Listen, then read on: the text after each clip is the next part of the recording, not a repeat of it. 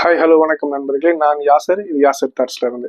ஆக்சுவலாக இன்னைக்கு நம்ம முக்கியமான விஷயத்தை பற்றி தான் பார்க்க போகிறோம். இந்தியாவில் இது வரைக்கும் நிறைய போர்கள் நடந்திருக்கு. குறிப்பாக சொல்லணும்னா 1947க்கு அப்புறம் நம்ம 3 இந்தியா பாகிஸ்தான் போர் பார்த்துருக்கோம். ஒரு இந்தியோ சைனா வார் பார்த்துருக்கோம் 1962. கிட்டத்தட்ட 1971க்கு அப்புறமா 54 வருஷத்துக்கு நடுவில் எந்த விதமான போர் ஒத்திகையுமே இந்தியாவில் நடந்ததில்லை. இதுதான் முதல் வாட்டி 54 வருஷங்களுக்கு அப்புறம். கிட்டத்தட்ட நம்ம அப்பா காலத்துக்கு முன்னாடி நடந்த போர் ஒத்திகை நாளைக்கு நம்ம இந்தியாவில் நடக்க போகுது. சென்னையில பார்த்தீங்கன்னா நம்ம விமான நிலையத்திலையும் கல்பாக்கத்திலையும் இது நடக்க போகுது.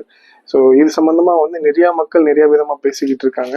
இது ஒரு 2 குறிப்பிட்ட நாடுகள் இந்தியா பாகிஸ்தானுக்குள்ள உள்ள ஒரு சின்ன விஷயம் தான். இந்தியா அந்த பல்வாமா தாக்குதல் நடந்ததுக்கு அப்புறமா பாகிஸ்தானுக்கு ஒரு சில குறிப்புகளை கொடுக்குது. அதை பாகிஸ்தான் அரசாங்கம் எதிர்வினையா இது பாசிட்டிவா பார்க்காம எதிர்வினையா பார்த்ததன் விளைவாதான் அவங்க என்ன நினைக்கிறாங்க அப்படின்னா, இந்தியா நம்ம மேல எப்ப வேணா போர் தொடுக்க வாய்ப்பு இருக்கு அப்படின்னு சொல்லி பாகிஸ்தான் சொல்லுது. அதே மாதிரி விஷயங்களை இந்தியா பாகிஸ்தான் நம்ம மேல எப்ப வேணா போர் தொடுக்கலாம் அப்படின்ற மாதிரி ஒரு சூழ்நிலை வந்துருச்சு. ஸோ இந்த சூழ்நிலை யாருக்குமே நடக்கக்கூடாது. ஏன்னா நம்ம இன்னைக்கு காலகட்டங்களில் நம்ம ஏற்கனவே கண் கூட பார்த்துக்கிட்டு இருக்க விஷயம்னா ரஷ்யா உக்ரைன் விஷயம், அப்புறம் இஸ்ரேல் பாகிஸ்தான் போர் விஷயங்கள்லாம் நம்ம பார்த்துக்கிட்டு இருக்கோம். இந்தியாவில் வரும்னு யாருமே எதிர்பார்த்திருக்க மாட்டாங்க. ஆனா இன்னைக்கும் நானும் நம்புறேன், நீங்களும் கடவுள்கிட்ட வேண்டுங்க இந்த போர் நடக்கக்கூடாது அப்படின்னு சொல்லி. ஒட்டுமொத்த உலகமே போர் இல்லாத ஒரு வாழ்க்கையை தான் எதிர்பார்க்கணும்னு நானும் ஆசைப்படுறேன். என்ன மாதிரி தான் நீங்களும் இருப்பீங்கன்னு நினைக்கிறேன். அது சம்பந்தமா ஒரு சில விஷயங்கள் மட்டும் இன்னைக்கு நம்ம பார்க்க போறோம்.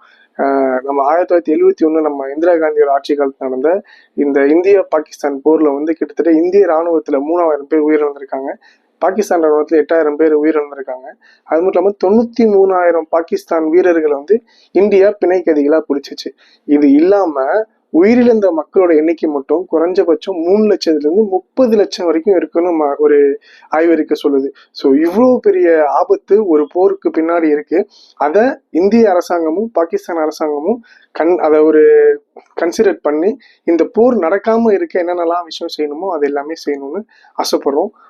எனக்காக நீங்களும் உங்களுக்காக நானும் இந்த விஷயத்த கடவுள்கிட்ட கேட்டுப்போம். நன்றி.